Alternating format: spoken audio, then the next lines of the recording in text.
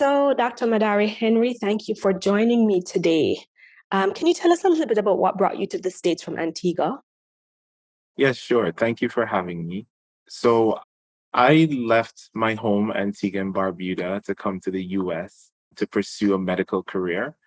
And it has been, an interesting, if not challenging journey. And I'm currently a first year medical resident in family medicine in the state of Illinois. And, it's easier said, just to say, I left home, came to the US, but there has been a story there in terms of the journey. So I would say, it started in Antigua.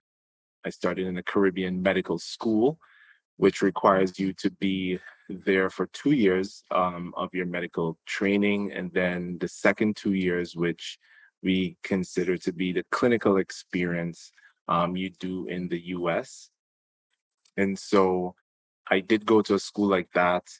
And so my transition from Antigua to the US to pursue my medical career sort of took that path. I am grateful for the position I am in currently, but it it was not a straightforward journey. There were some ups and downs throughout, and it has been, I consider myself to be blessed, although I have sort of gone through these ups and downs. But as I said, I'm grateful. For those who are listening, can you tell us a little bit about Antigua and how it might be different from where you are right now, Illinois? Sure. So just right off the bat, I would say demographics definitely different. Antigua is a predominantly Black, what we consider Afro-Caribbean. And so I grew up there all my life. That's what I've been accustomed to seeing. Where I am currently in Rockford, Illinois, to be specific, it's predominantly white. I would say maybe about 60% of the population is white, and then everyone else are minorities. So it's somewhat similar to what it is for the US overall in terms of their demographics. There are a lot of other minorities in terms of African American, Hispanic. Actually, that's one of the fastest growing minorities or ethnicities in the area. But I would say that's one of the biggest differences. Another one I would say is sort of, and this is culture, people. It's a bit different from where I am, where we're more of a community-based type, in terms of how we communicate and how we invest in each other's lives. I would say it's a bit different here to where people are more focused on their own lives and their own well-beings. And so I would say those are two big differences I've noticed. Another one I should mention is the weather. That has been a big difference for me, especially to adjust. And that is because in Antigua, we have, a tropical weather. It's, sunny all year round. Here, it's Midwest.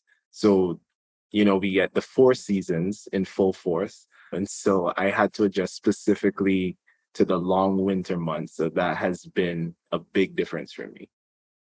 What about the size? I'm surprised you didn't mention size. So size, and the reason I didn't mention size, I thought about it, but Rockford, the city of Rockford is population-wise just a bit over 100,000.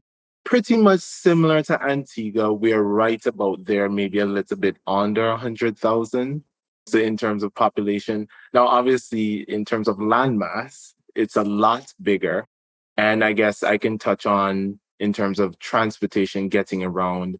It is a smaller city, not like, bigger cities where you have trains and different, areas of transportation, but they do have a bus system, but it's not as efficient.